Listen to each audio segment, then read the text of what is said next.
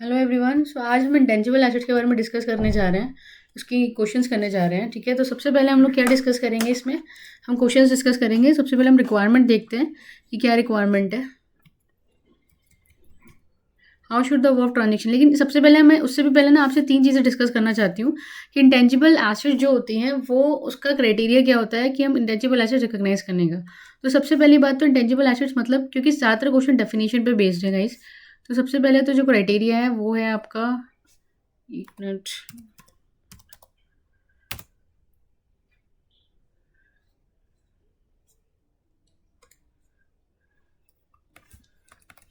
अच्छा,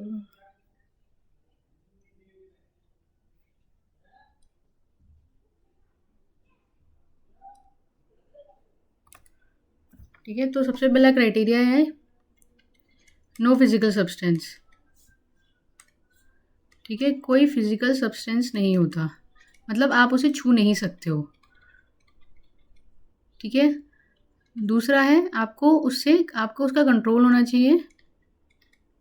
ठीक है, उस पर कंट्रोल होना चाहिए। तीसरा है फ्यूचर इकोनॉमिक बेनिफिट आनी चाहिए उससे। ठीक है, एफईबी होना चाहिए। तो अगर ये सारे, और cost can be measure reliably. चौथा है कॉस्ट कैन बी मेजर्ड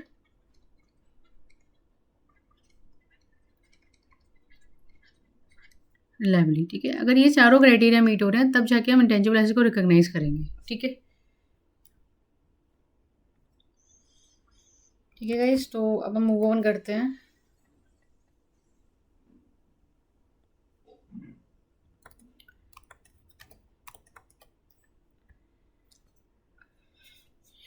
ठीक है, तो सबसे पहले हमारा जो क्वेश्चन है वो क्या है, how should the work transaction be accounted for Y limited. X limited engage in the business of publishing journal, they acquire 100% stake in a company in a same industry. X paid purchase consideration of 10 crore and fair value of net assets acquired is 8 crore 50 lakhs. The purchase consideration include payment of the following 30 lakhs का payment है। अच्छा, इसमें एक चीज़ है, purchase consideration minus net assets, तो goodwill हो गई है ना। तो अब कह रहा है कि भाई उस परचेज कंसिडरेशन में क्या क्या इन्वॉल्व है, 30 lakhs obtaining the skill staff of Y limited, 50 lakhs by the way of payment toward non compete fees so as to restrict Y limited to compete in the same line of business for next 5 years. However, in the above item A and B are not forming part of net assets required 8 crore 50 lakhs. ठीक है, तो 8 crore 50 lakhs में ये नहीं है, बल्कि आपके जो इनका दोनों का डिफरेंस है 1.5 करोड़ में, उसमें ये दोनों है 80 लाख। ठीक है, तो जैसे कि हमने क्राइटेरिया पढ़ा था, तो यहाँ पर एक बार लिख लेते हैं कि आपका कोई फिजिकल सब्सटेंस नहीं होना चाहिए। ठीक है, फिजिकल सब्सटेंस नहीं होना चाहिए। दूसरा पढ़ा था कंट्रोल होना चाहिए। तीसरा पढ़ा था फ्यूचर इकोनॉमिक बेनिफिट आने चाहिए। और चौथा cost can be measure reliably, है ना। तो कोई दोनों में फिजिकल सब्सटेंस नहीं है। अगर हम दोनों स्किल स्टाफ को देखें तो फिजिकल सब्सटेंस तो नहीं है स्किल स्टाफ ऑब्टेन करने का। स्किल क्या है, स्किल कोई सब्सटेंस तो नहीं है जो छू सकते हैं। कंट्रोल, ठीक है, स्किल स्टाफ पे कंट्रोल है नहीं, कंट्रोल नहीं है। ठीक है, कंट्रोल नहीं है क्योंकि वो रिजाइन कर सकते हैं कभी भी। फ्यूचर इकोनॉमिक बेनिफिट, हाँ फ्यूचर इकोनॉमिक बेनिफिट मिलेगा। कॉस्ट, ठीक है, लेकिन फ्यूचर इकोनॉमिक बेनिफिट की भी सर्टेनिटी नहीं कितना मिलेगा। ठीक है, तो और कॉस्ट कैन बी मेजर, हाँ कॉस्ट, ये दोनों चीज़ें फॉलो हो रही है, लेकिन ये दोनों चीज़ें कंप्लाई नहीं हो रही है, और इसकी वजह से ही आपका जो है इस 30 लाख रुपीज़ इंटेंजिबल एसेट्स नहीं कहलाएगा। ठीक है, ये 30 लाख रुपीज़ जो होगा वो आपकी गुडविल का as a part of business combination goodwill का पार्ट हो बन जाएगा। 50 lakhs by the way of payment to non compete fees so as to restrict. ठीक है, हम नॉन कम्पीट फीस आ गई। नॉन कम्पीटिंग फिजिकल सब्सटेंस नहीं है, कंट्रोल है, हाँ कंट्रोल है। ठीक है, और दूसरे को हम रिस्ट्रिक्ट कर सकते हैं सो एक्सेस ना करने के लिए। फ्यूचर इकोनॉमिक बेनिफिट आएंगे, हाँ डेफिनेटली आएंगे। कॉस्ट कैन बी मेजर, हाँ 50 lakh cost can be measure reliably. ठीक है, तो ये सारी कंडीशन मैट हो रही है, इसलिए 50 लाख रुपीज़ आपके इंटेंजिबल एसेट्स, ठीक है, माने जाएंगे और क्राइटेरिया मैट कर रहे हैं। तो ठीक है, तो 50 लाख रुपीज़ हो जाएंगे, तो हम लोग 50 लाख रुपीज़ और हमारा जो गुडविल है, ठीक है, तो ये तो हमारा हम कह देंगे कि 30 लाख रुपीज़ इज़ नॉट, ठीक है, is not meeting the criteria of intangible assets, और 50 lakh rupees meeting the criteria, reason बता देंगे। ठीक है, और फिर हम लोग क्या करेंगे, गुडविल की कैलकुलेशन भी करेंगे भाई कि गुडविल की कैलकुलेशन क्या है। तो आप क्या करोगे, आप 10 करोड़ में से 8 करोड़ 50 लाख हटा दोगे। ठीक है, कितना आएगा, 1.5 करोड़ आ जाएगा, और उसमें से आप 50 लाख रुपये भी हटा दोगे इंटेंजिबल एसेट्स के, तो उतनी हमारी गुडविल रिकॉग्नाइज हो जाएगी। ठीक है, तो 1 करोड़ की गुडविल आ जाएगी अल्टीमेटली। ठीक है, एक बार क्वेश्चन आंसर पढ़ लेते हैं गाइस।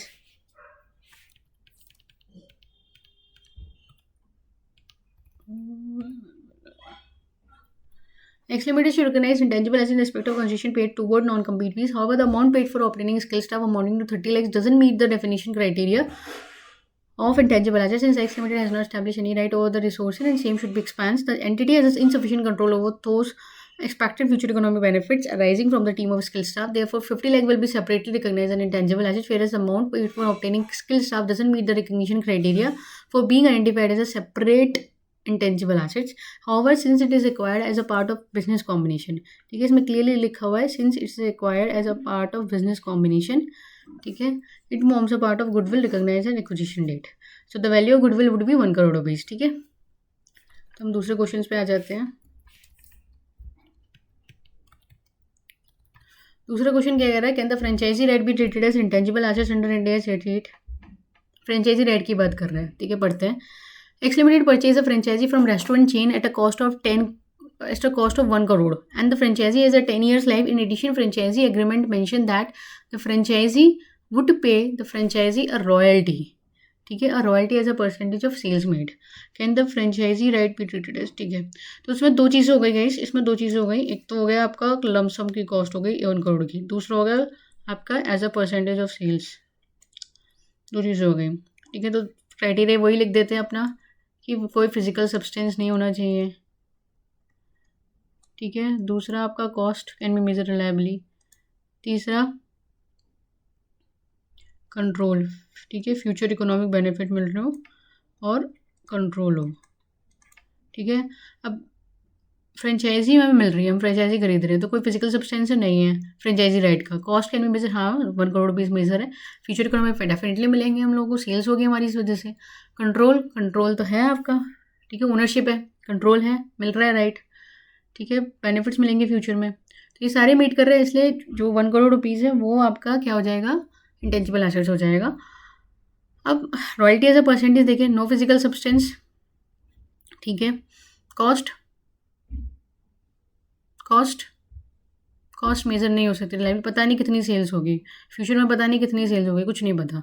ठीक है, तो क्योंकि अब ये cost can not be measure reliably और फ्यूचर में कितनी सेल होगी पता ही नहीं है. ठीक है, इस पर हमारा कोई कंट्रोल नहीं है कि फ्यूचर में कितनी सेल्स होगी, तो इसलिए ये इंटेंजिबल एसेट्स मीट नहीं करता है. ठीक है, अब आगे बढ़ते हैं. इसलिए कॉस्ट में ऐड, इंटेंजिबल एसेट कॉस्ट में ऐड भी नहीं होगा.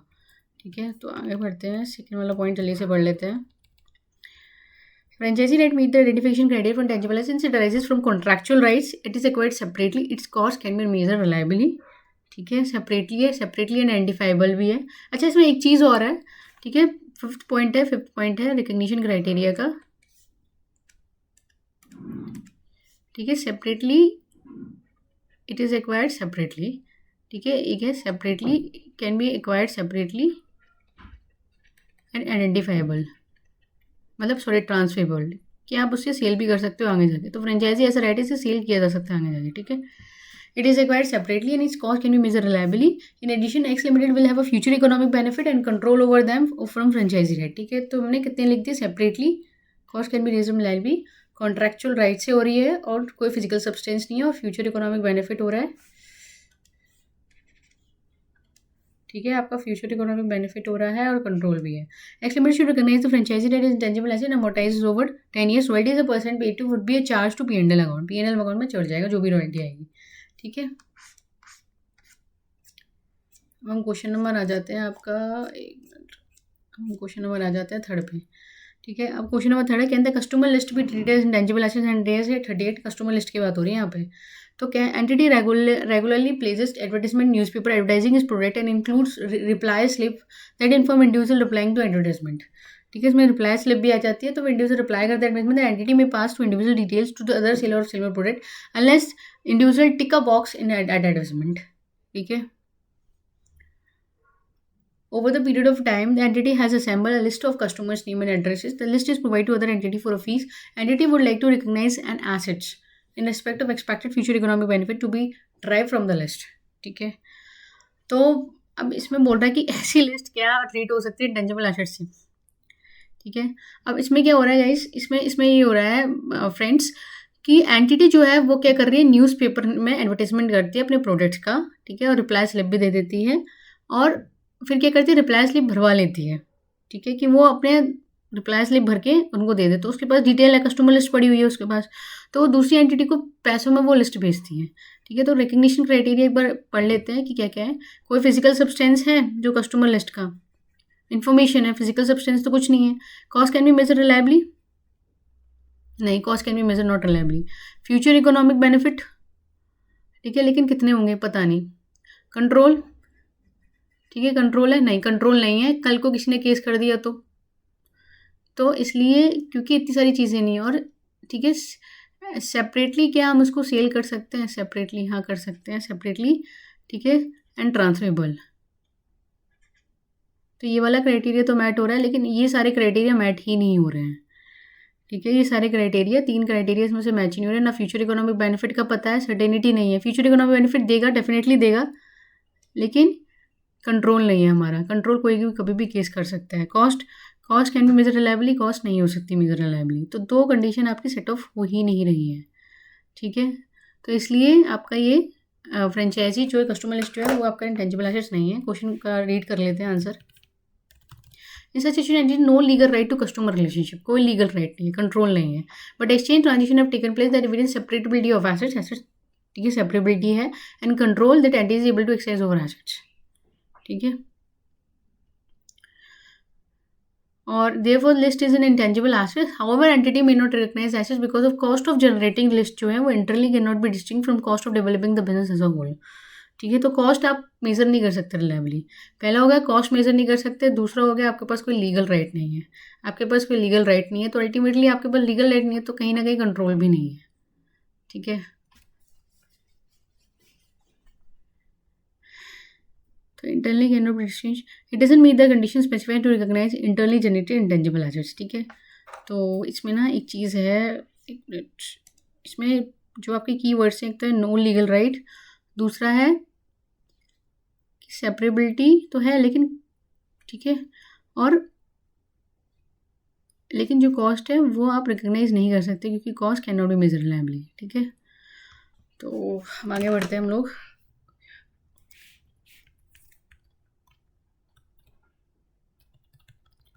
फोर्थ पॉइंट है what do your device to X limited. ठीक है, अब कुछ एडवाइस चल रही वो देने की बात चल रही है एक्स लिमिटेड को। So software company X limited developing new software for telecom industry and employ 100 employ engineer train that particular discipline who are engaged in development of software. Okay, so software develop करें। X limited feel that it is excellent HR policy and doesn't expect any of its employ to leave in the near future. It want to recognize set of engineers as a human resource assets in the form of intangible assets. Okay. सबसे पहली बात तो जो हम लोग develop कर रहे हैं, एम्प्लॉय कर रहे हैं उस पर्टिकुलर सॉफ्टवेयर के डेवलपमेंट के लिए, तो सबसे पहली बात तो अगर हम लिखेंगे भाई कि इसमें क्या, पहला क्राइटेरिया नो फिजिकल सब्सटेंस, हाँ है, नो फिजिकल सब्सटेंस नहीं है, स्किल स्टाफ है। ठीक है, और क्या cost can be measure reliably, cost नहीं हो सकती measure reliably. Future economic definitely future economic benefit तो मिलेंगे हम लोगों को। ओके, और कंट्रोल है नहीं है, कभी भी रिज़ाइन कर सकते हैं। तो इन 2 रीज़न की वजह से रिकग्नाइजेशन क्राइटेरिया नहीं हो सकता। हाँ, क्या ये सेपरेबल है, हाँ सेपरेबल तो है भाई। ठीक है, तो फोर्थ का हम आंसर पढ़ लेते हैं।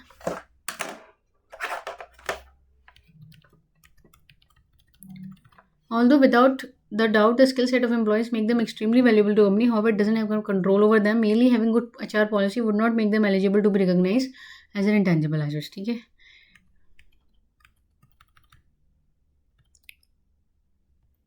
कंट्रोल नहीं है। फिफ्थ क्वेश्चन पे आ जाते हैं। फिफ्थ क्वेश्चन वाला कह रहा है कि X limited has acquired telecom licence from government to operate mobile telephony in 2 states of India. Telecom licence मिला है, can cost can be capitalised as intangible asset. Yes, telecom licence क्या है, no physical substance है, ठीक है। Cost है, cost can be measure reliably, हाँ खरीदा है तो definitely cost can be measure reliably. Future economic benefit, licence है, डेफिनेटली वो बेचेगा 2 स्टेट्स में, बेनिफिट भी मिल रहा है। कंट्रोल, अब लाइसेंस है तो डेफिनेटली कंट्रोल भी तो है उसके पास फ्यूचर इकोनॉमिक बेनिफिट्स पे। ठीक है, कंट्रोल भी है उसके पास। सेपरेटली आइडेंटिफाइबल है, हाँ है। और कल को एक उसको बेचना हो तो वो क्या, उसको सेपरेटली, मतलब सेपरेटली आप उसको ट्रांसफ़र कर सकते हो किसी और को, हाँ कर सकते हो। तो इसलिए इन सब रीज़न की वजह से cost can be measure capitalise as intangible assets. ठीक है, फिफ्थ का आंसर देख लेते हैं। Cost of action telecom licence can be capitalise intangible assets under the head licence it because it will lead to future economic benefit average limited. और भी reason थे, उसकी वजह से हम इसमें मेंशन नहीं हुए आंसर में, बट मैं मेंशन करनी चाहिए थे। ठीक है, अब सिक्स्थ देख लेते हैं friends. So yes, at was cost intangible asset will be recognise. किस कॉस्ट पे इंटेंजिबल एसेट रिकॉग्नाइज होगी? X limited purchase and standardise finance software list price of 30 lakhs, paid 50,000 toward purchase tax which is non refundable. In addition to this, entity was granted a trade discount of 5% initial selling list price पे, और X Limited is incurred of 7 lakh toward the customization of software for intended use. X Limited purchased a 5-year maintenance contract with the vendor company for 2 lakhs. Okay, so इसमें क्या क्या आ जाएगा, देखते हैं क्या क्या आ जाएगा। ठीक है, हम लोगों ने जब इंटेंजिबल एसेट्स के बारे में पढ़ा था तो हमने उसमें ये भी देखा था कि इंटेंजिबल एसेट्स की जब हम, ठीक है, कैलकुलेशन करते हैं कॉस्ट की, कितना कितना आइटम क्या क्या कैलकुलेट होगा, तो उसमें डेफिनेटली परचेज प्राइस तो आएगा ही, standard finance software list price, purchase price तो आएगा ही 30 lakhs का। ठीक है, 30 lakhs रुपीज़ आएगा, paid 50,000 to purchase which is non refundable, मतलब हम उसका ठीक है क्रेडिट क्लेम नहीं कर सकते, तो ये भी इंक्लूड हो जाएगा, है ना। The entity was granted trade discount, अब इस पर मुझे ट्रेड डिस्काउंट मिल गया 5% का, तो ये भी माइनस हो जाएगा। Incurred cost toward 7 lakh toward customisation of software intended use, intended use ये इंपॉर्टेंट है। ठीक है, तो 7 lakh भी हमारा इन्वॉल्व हो जाएगा। ठीक है, 5 year का मेंटेनेंस कॉन्ट्रैक्ट खरीदा विद वेंडर कंपनी, वो मेंटेनेंस की सर्विस के लिए उसे, ठीक है, it is not required to bring the intangible asset, it is not required to bring the asset in to the workable condition और टू द लोकेशन। ठीक है, and condition as intended by the management. जरूरी नहीं है 7 लाख, वो sorry 2 lakh का खर्चा होना, वो तो मेंटेनेंस के लिए अलग से है, वो तो रिन्यूअल के चार्जेस हैं। ओके, मेंटेनेंस के चार्जेस है, उसका कोई लेना देना नहीं है। सो 30 lakhs प्लस 30,50,000 हो जाएगा। ठीक है, 30,50,000 और 37,50,000, 37,50,000। ठीक है, इसमें क्या हो जाएगा, माइनस हो जाएगा 5%, मतलब 1.5 लाख रुपये माइनस हो जाएंगे, तो ऐसे करके हमारी कॉस्ट आ जाएगी। कितना हो जाएगा गाइस, निकाल लेते हैं इसको। 5%, 30 लाख का 5% कितना होता है? 30 का 5% निकाल लो आप, कितना हो गया, 1.5 हो गया। ठीक है, तो 1.5 माइनस कर दो और क्या कर दो, इसमें से 50 ऐड कर दो।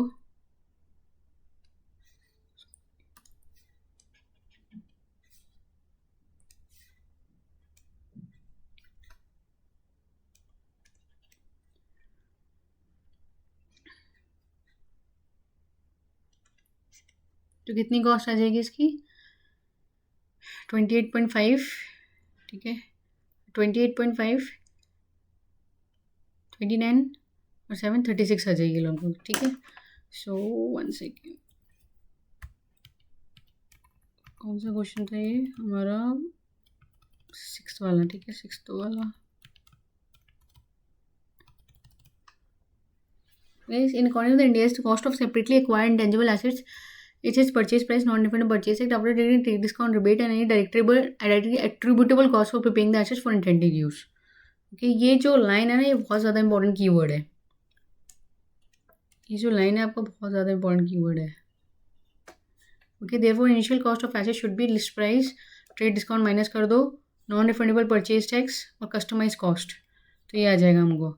The maintenance cost is an expense and they should be taken as a prepaid expense and charged to P&L over the period of 5 years. Okay.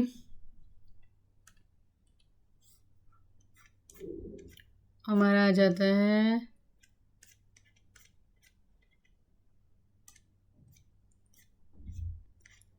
ठीक है, how would X Limited account for net assets acquired from Y Limited? X Limited is a business combination purchase and net assets of Y Limited for 4 lakhs. On 31st March 2021, the assets and liabilities of X Limited, Y Limited just before the acquisition is as follows. Property plant and equipment दिया हुआ है, intangible assets दिया हुआ है, intangible assets 2 दिया हुआ है, cash bank दिया हुआ है, ट्रेड पेबल दिया हुआ है, fair market value PP intangible assets 1 and intangible assets 2 is available, they are 1,50,000, 30,000, 70,000 respectively.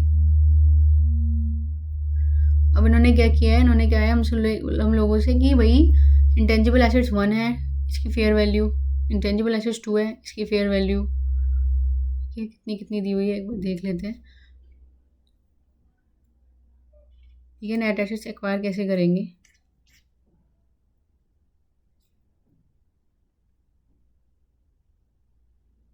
Net assets निकाल लिए ना हम लोगों को, तो इसमें क्या करेंगे, हम नेट एसेट्स निकालेंगे। तो भाई नेट एसेट्स जो वैल्यूएशन होता है वो उसका फेयर वैल्यू पे होता है जनरली, तो जो भी हमें मार्केट से रियलाइज़ होगी, है ना। तो प्रॉपर्टी प्लांट एंड इक्विपमेंट की तो 1 लाख है, लेकिन ये क्या है आपकी 1,50,000 है इसकी, ओके। और आपकी इंटेंजिबल एसेट्स की कितनी है, 30,000 हो गई, इसकी वैल्यू बढ़ गई, सबके बढ़ रही है। मतलब मार्केट में आज मैं बेचूंगी तो मुझे इतना पैसा रिकवर हो जाएगा, फेयर मार्केट वैल्यू। मतलब मार्केट में इतनी वैल्यू चल रही है बेसिकली। मार्केट में क्या चल रही है, इंटेंजिबल एसेट 2 की वैल्यू इतनी चल रही है 70,000, इसकी वैल्यू चल रही है 30,000, उसकी वैल्यू चल रही है 1,50,000, ठीक है। तो कैश एंड बैंक बैलेंस कितना हो गया, 1,30,000 रुपये हो गया। टोटल करना आप इसका, 1,80,000, 2,50,000 और 3,80,000, 3,80,000, 3,80,000, 50,000 माइनस कर देंगे तो कितना बचेगा, 3,30,000 आ जाएगा, है ना। और 4 लाख रुपये हम उस सामने वाले को दे रहे हैं, 3,30,000 माइनस कर दो इसमें से तो कितना बचा, 70,000 रुपये बचा। ये 70,000 रुपये किस चीज़ के, गुडविल के हैं, वो भी इंटेंजिबल एसेट्स हो गई, गुडविल भी आपकी इंटेंजिबल एसेट्स हो गई, और बाकी ये दोनों इंटेंजिबल एसेट्स हो गई। तो आप ऐसे नेट एसेट्स निकालोगे, ठीक है। अब देखते हैं कि प्रॉपर आंसर कि क्या है इसका, एक बार।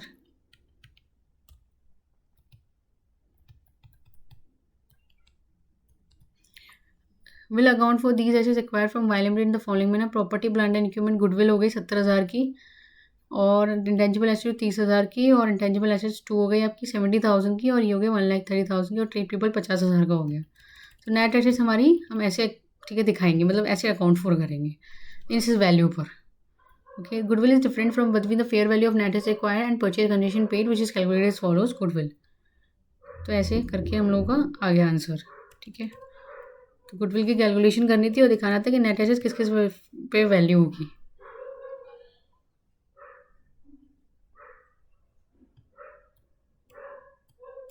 तो फेयर वैल्यू पे वैल्यू होगी गाइस, तो ये हो गया 7th वाला आंसर। अब हम आते हैं इस पे 8th वाले पे।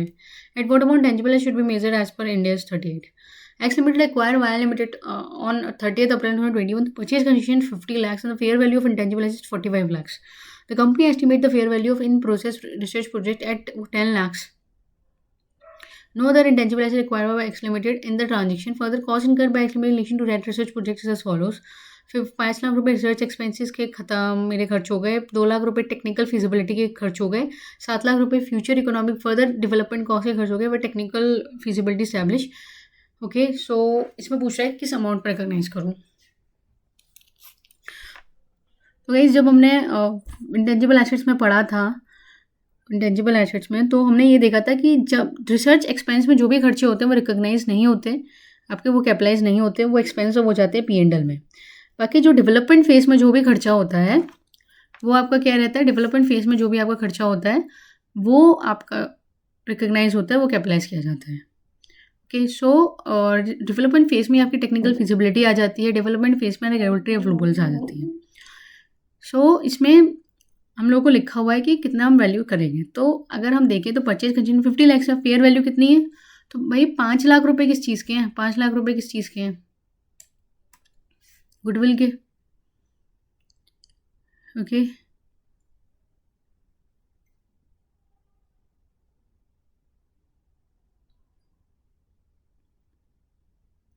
तो अगर हमें लेकिन बट ये स्पेसिफिकली इंटेंजिबल एसेट्स के बारे में पूछ रहे हैं, ठीक है। तो अगर हम देखें तो इसके बारे में तो 5 लाख रुपए तो ऐड नहीं होंगे, तो एक्सपेंसिव हो जाएंगे P&L में, ठीक है। ये जो दोनों हैं आपके 2 लाख और 9 लाख, ये 9 लाख रुपए जो हैं आपके ये ऐड हो जाएंगे और ये आपके इंटेंजिबल एसेट्स बन जाएगी, ये दोनों कैपिटलाइज हो जाएंगे। तो 9 लाख आपके कैपिटलाइज हो जाएंगे, ऊपर से आपकी गुडविल आ जाएगी। तो ऐसे करके आपका आंसर फॉर्म हो जाएगा और ये बाकी जो 5 लाख रुपए हैं वो आप P&L में रिकॉग्नाइज कर दोगे, okay. So let's see.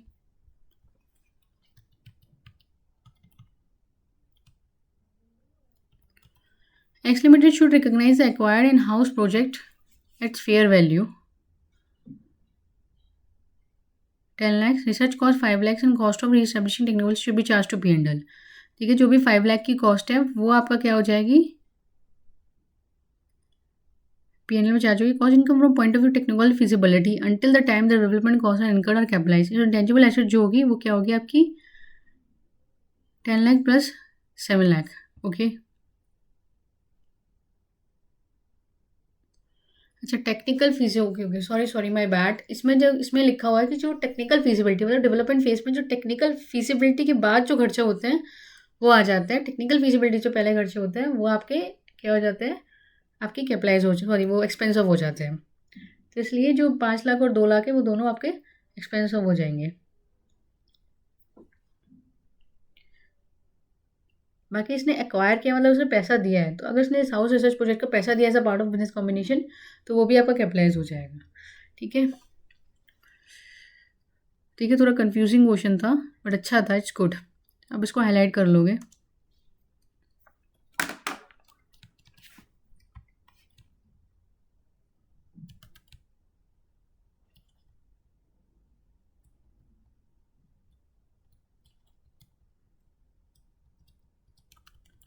Ninth question पे आ जाते हैं। अब इसमें लिखा हुआ है कि at what value the patent right should be initially recognised in the books of Y limited in the following situations.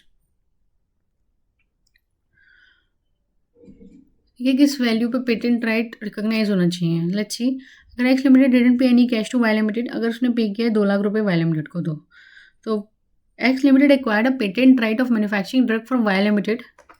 X limited ने क्या किया, एक्वायर किया है patent right of manufacturing drug from Y limited in exchange of X limited gives intellectual property right to Y limited. Okay, मुझे intellectual property right मिल गया है। The current market value plant and intellectual property are 20 lakhs and 18 lakhs। Okay, at what value the patent should be recognised the books.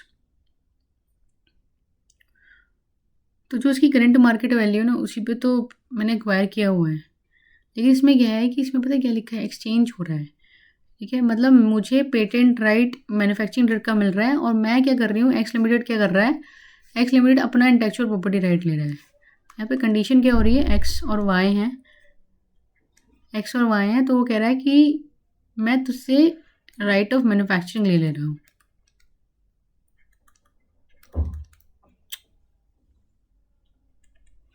ठीक है, और x limit कह रहा है मैं तुझे अपनी इंटेलेक्चुअल आईपी जो आर है वो दे देता हूँ। ठीक है, अब current market value of patent, ठीक है, जो पेटेंट है कितनी है, 20 लाख रुपए, और इसकी जो है 18 लाख रुपए है। ठीक है, तो अब गाइज इसमें हमने इंडिया 16 में भी पढ़ा था कि जब भी कभी एक्सचेंज हो रहा होता है, ठीक है, बार्टर सिस्टम चल रहा होता है, मतलब एक राइट के बदले दूसरे राइट जा रहा है, एक एसेट के बदले दूसरे राइट जा रही है, तो जो भी हम एसेट्स दे रहे हैं, ठीक है, प्रायोरिटी बेसिस पे हमने 3 पॉइंट्स पढ़े थे कि सबसे पहले आपके एसेट्स देने की जो फेयर वैल्यू है, आप उस पर अपनी जो एसेट्स आप एक्वायर करो उसको रिकॉग्नाइज करोगे। ठीक है, अगर ये अवेलेबल नहीं है, फेयर वैल्यू अवेलेबल जो भी आपने एसेट्स दी हुई है, ठीक है, तो जो आपको एसेट रिसीव हुई है उसकी फेयर वैल्यू देखोगे। ठीक है, और अगर आपका ये भी अवेलेबल नहीं है तो जो कैरिंग अमाउंट है वो आ जाएगा। ठीक है, एसेट्स गिवन अप का। ठीक है, तो आप फर्स्ट प्रायोरिटी क्या होगी, fair value of assets given up. हमने एसेट्स कितनी की दी है, क्या दे रहे हैं हम, राइट ऑफ मैन्युफैक्चरिंग दे रहे हैं, उसको दे रहे हैं 18 लाख रुपए, तो 18 लाख रुपए से हमारी जो पेटेंट है वो रिकॉग्नाइज हो जाएगा। 18 लाख रुपए से हमारा जो पेटेंट है जो हमने एक्स लिमिटेड ने एक्वायर किया है वो रिकॉग्नाइज हो जाएगा। ठीक है, अब उसने कहा कि भाई हम 2 लाख रुपए भी दे रहे हैं वाई लिमिटेड को, 2 लाख रुपए भी दे रहे हो तो 18 लाख प्लस 2 लाख, तो एंट्री क्या बनेगी इसकी, 18 लाख 2 और एंट्री क्या बनेगी इसकी, पेटेंट डेबिट हो जाएगा 20 लाख से। ठीक है, टू कैश हो जाएगा 2 लाख से, और टू आईपीआर हो जाएगा। ठीक है, जो भी इसकी वैल्यू है, कैरिंग अमाउंट है वो, ठीक, सॉरी जो 18 लाख रुपए है वो कैरिंग अमाउंट आ जाएगा, कैरिंग अमाउंट, और जो भी डिफरेंस है वो पी एंड एल में रिकॉग्नाइज हो जाएगा। ठीक है, तो हम लोग 9th वाला आंसर पढ़ लेते हैं। If entry is able to determine reliable the fair value of assets either received or given up, the fair value of assets given up is used to measure the cost unless the fair value of assets received is more clearly evident. Transitional fair value of assets received adjusted for any cash received or paid. Therefore, in case patent is measured at 18 lakhs. ठीक है, तो ए वाला answer है हमारा patent assets given up की fair value, assets given up की fair value, तो IPR की जो फेयर वैल्यू तो 18 लाख थी, इसलिए 18 लाख। बी केस में it is measured eight 20 lakhs। ठीक है, 20 lakhs पे। ठीक है, तो ये हो गया हमारा आंसर। अब हम आते हैं 10 वाले में।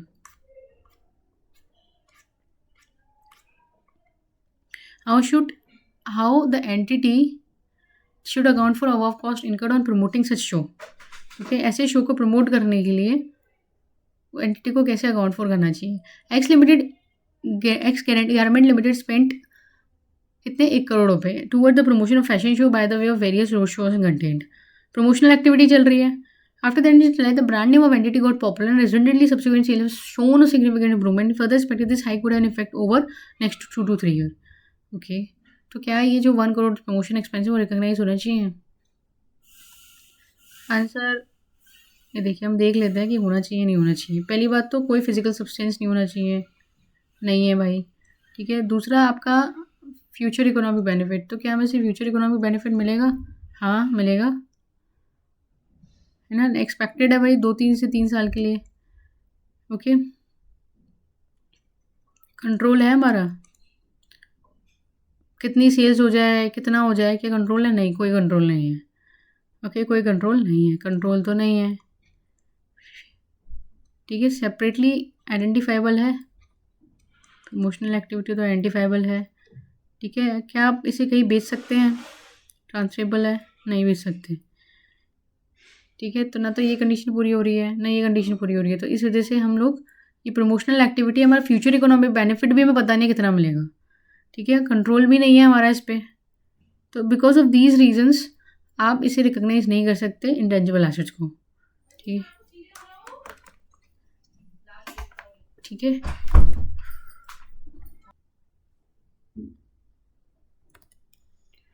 हाँ, तो हम इसका आंसर देख लेते हैं, क्या आंसर है।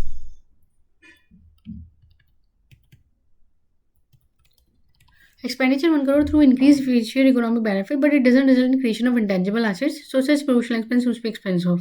सिंपल सा आंसर लिख दें, लेकिन हम अपने वर्ड्स में लिख सकते हैं इसको, जो भी 5 पॉइंट्स हैं उसको लिख सकते हैं कि भाई कॉस्ट आपकी जो है वो तो चलो मेजर हो सकती है रिलायबली, हाँ रिलायबली हो, लेकिन आपका कंट्रोल नहीं है इस पर। ठीक है, कंट्रोल नहीं है इस पर।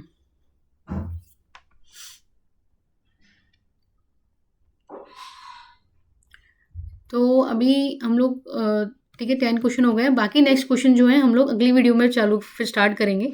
So thank you guys, thank you friends for watching, have a nice day.